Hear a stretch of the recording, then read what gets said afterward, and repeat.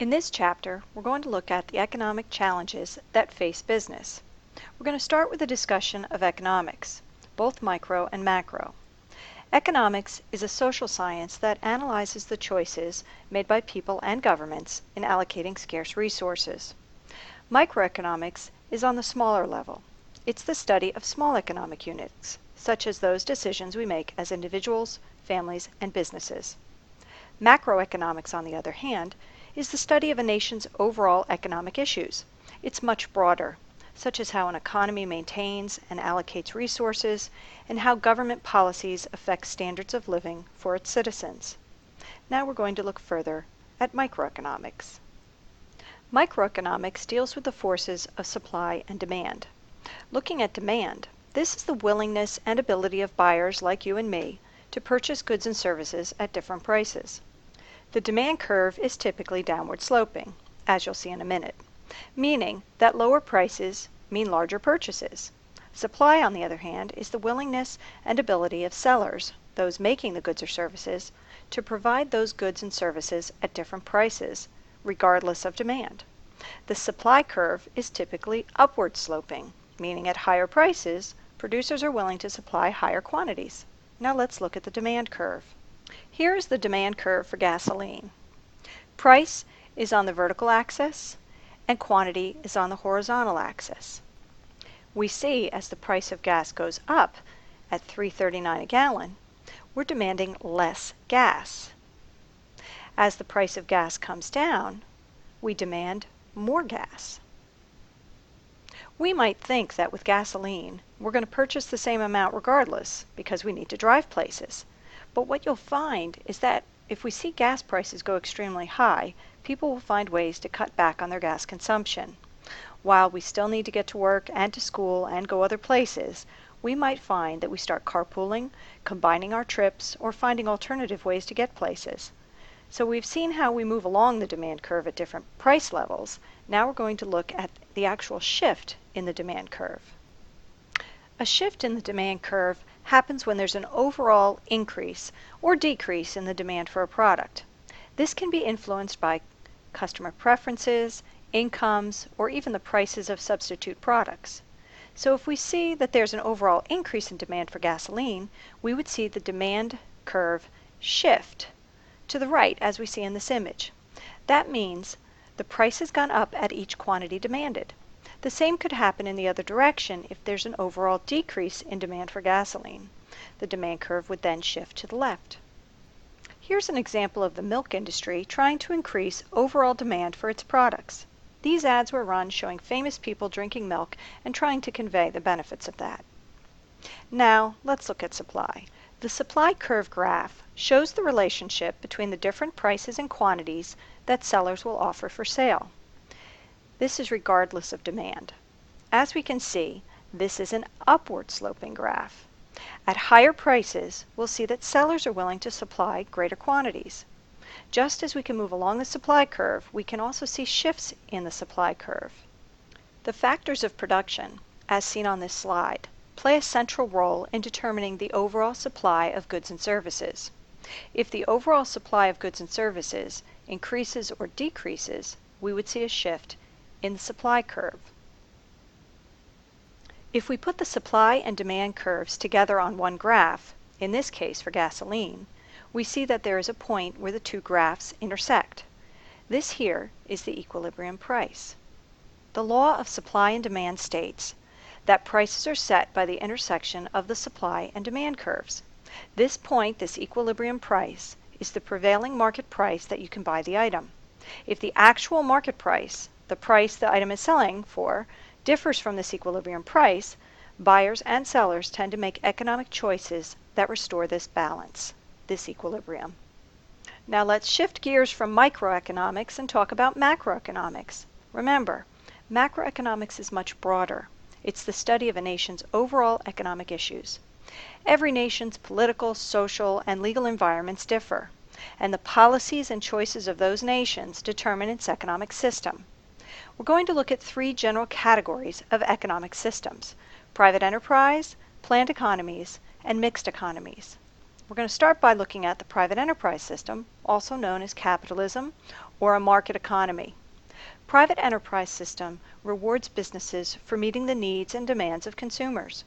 Government tends to favor a hands-off attitude towards controlling business ownership, profits, and resource allocations.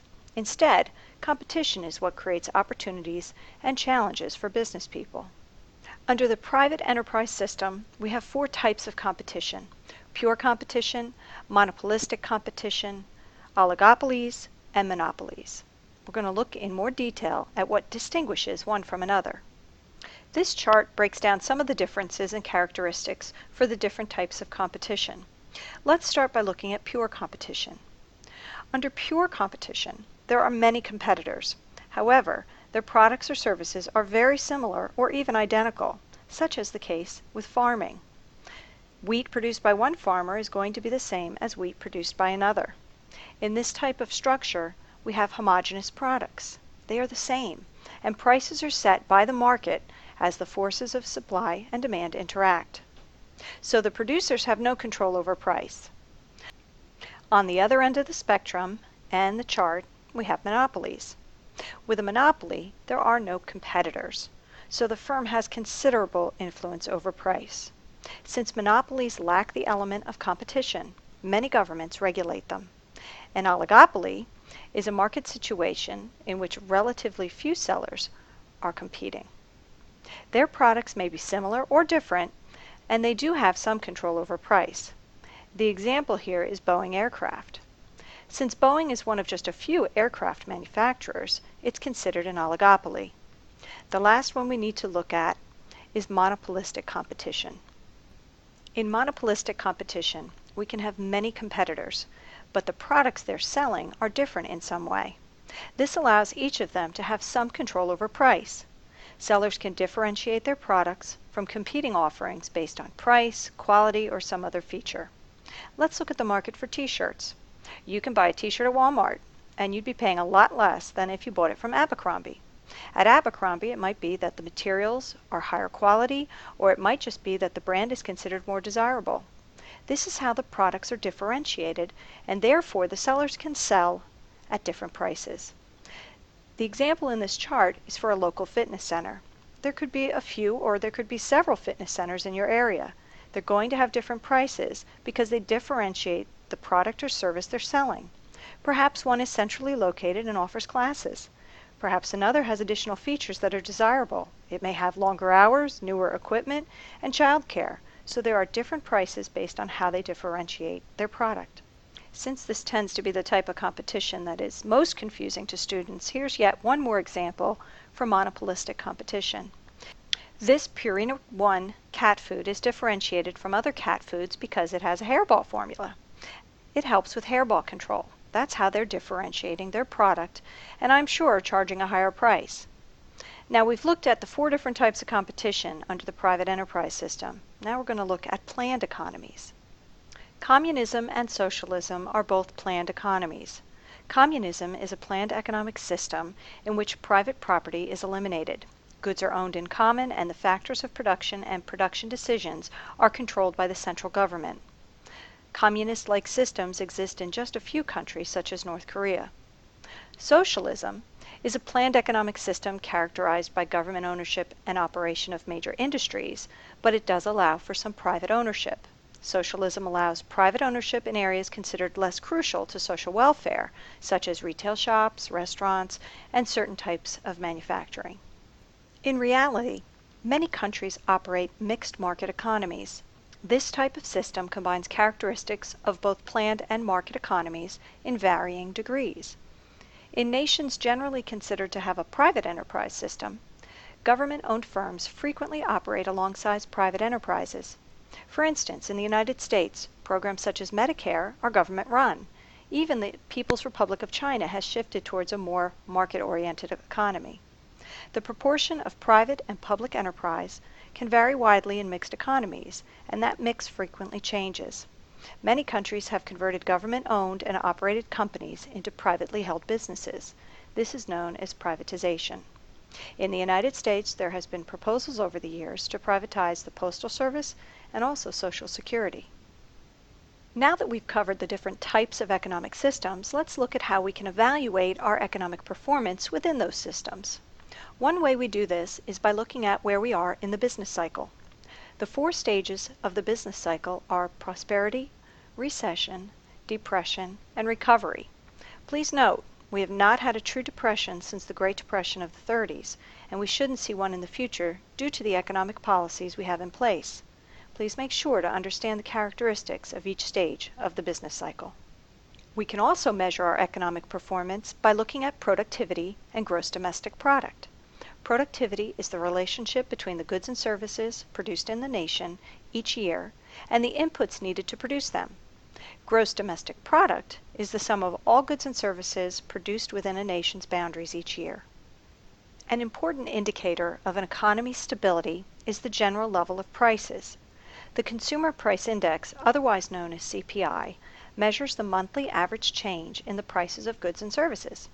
When we see rising prices, that's an indication of inflation. As you can see by the definition, rising prices are caused by a combination of excess consumer demand and increases in costs. Deflation is the opposite of inflation. This is when we have falling prices. Another way we look at our economic health is by looking at our nation's unemployment rate. The unemployment rate is generally expressed as the percentage of the total workforce actively seeking work but currently unemployed. Unemployment can be grouped into 4 categories as shown here: frictional, seasonal, structural, and cyclical. Please make sure to understand the differences between them. The government uses monetary and fiscal policy to manage our economy. They use it to control inflation, reduce unemployment, improve the general welfare of citizens, and encourage economic growth.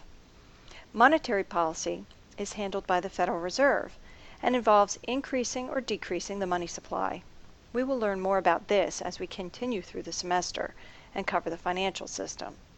Fiscal policy is handled through the government through taxes and spending. As part of fiscal policy, the government puts together a federal budget. A budget is a plan for how the government will raise and spend money during a given time period.